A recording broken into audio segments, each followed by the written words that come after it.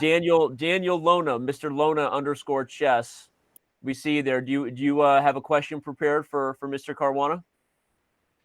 Yes, I do. I don't know if there's any board setups for this necessarily, but I will do my best to set up a board magically as quickly as possible. yeah, my question is just simply about taking advantage of the initiative when you have it. If you have any tips on how to effectively do that. Sometimes I can tell I have the initiative, but I'm not always capitalizing on it the way I think I should be able to. So I don't know if you have any broad suggestions for that. Thank you. Yeah, that's a great question, and that's really difficult to give just one piece of advice on. But when you have that feeling that you're the one who's directing the game, that you're the one who has the initiative, I think it's very good to trust that feeling because sometimes feelings misguide us, and it happens to everyone. I think it also happens to me that I feel like I'm the one who's directing the game, but in fact I was never better, and I can even Guilty of give that recent as well. examples of that. But I think it happens to everyone all the time. But generally speaking, I always advise that you trust your intuition on that.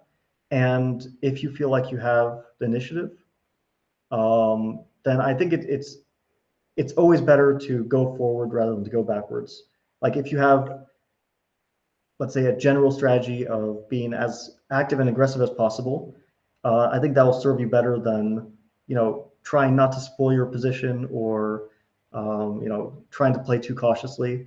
Uh, I can't say that's broad advice because, of course, every position, every game will be different.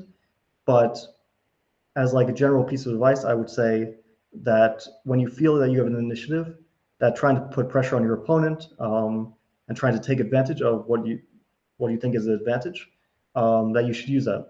Because also chess is a game between two people, so your opponent also has doubts, and if they feel like they're under pressure,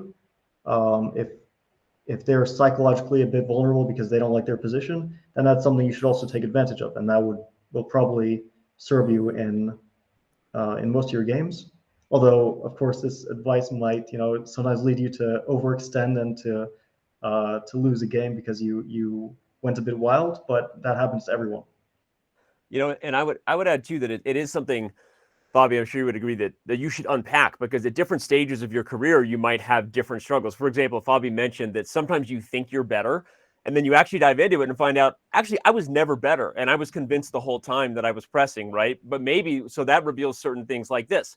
Maybe you're misevaluating certain things. Maybe you're underestimating your opponent's chances on a regular basis. Maybe you need to improve your positional understanding so that these things that you think you're better at, maybe you're not. And then at other times, if you're actually losing your opportunity to convert on initiative, and that is proven, right? Like the evaluation afterwards of the engine agrees with you, that can be over a consistent thing. Like, are you playing too fast in those moments? Right? Are you not appreciating resources your opponents have at the end of lines? We have those quiescence errors, right? Where you're stopping a move short. I'm obviously adding some because I also do coaching and teaching, so I apologize. This is Learn with Fabi, but I think it's really important, Fabi, that people dive into this, right? Because there are mistakes we make in games, and then there are mistakes we're making on more macro levels in our chess games, in all of them, right? And the reason you should dive into it is because if you really find a consistent pattern that you're missing chances to convert on an advantage, there's probably a pattern within that pattern, which it could be a number of things. Like I said, playing too fast, not going deep enough in your calculation, so you're consistently missing that last resource of your opponent, etc. Right, Fabi? There can be patterns there that you start to understand, and therefore you can improve your games on more macro levels, right? Yeah, no, I actually wanted to because I was just thinking about this and I wanted to elaborate a bit because everyone misevaluates positions. It can be all of us in this chat. It can be Magnus. It could be any world champion in history has positions that they play worse than others, where they will make mistakes, fundamental mistakes, where they just don't understand the position. That happens to everyone. I can point to recent examples like in the candidates I lost to Anish Giri. I thought I was pressing. I thought I was better. I was playing actively.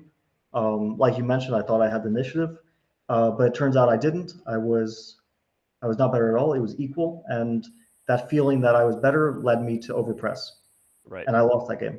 So I think the thing is that we talk about chess experience, but we also um, need to separate general chess experience from um, well, there's different types of positions in chess. So you can say you're an experienced chess player, but that doesn't mean that you know all positions equally well. And if you're trying to, let's say, maximize your results, it might be helpful to try to steer the game in directions where you know the positions better. And I think people at the top try to do that. They try to make sure they don't get into unfamiliar situations where things might go out of control because they don't understand the position so well. But I think that's also something that can be used at any level, where if you play opening systems where you've garner a lot of experience and you learn to play the positions well, you will be at a higher level than maybe your general level is. You might be, let's say, 2200 as an overall level, but in this type of position, you're 2400 because you know the ideas, you know the themes, and you're comfortable, and you know what to look out for and things like that.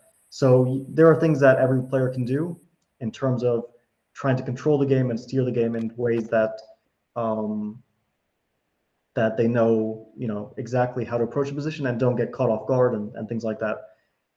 So yeah, that's a bit broader than like the initial question is, but there's a lot of stuff to think about. Of course, every chess player has to do that personally to try to improve. You always have to continue thinking about, what am I doing wrong? Where am I making my mistakes, and how can I improve on that?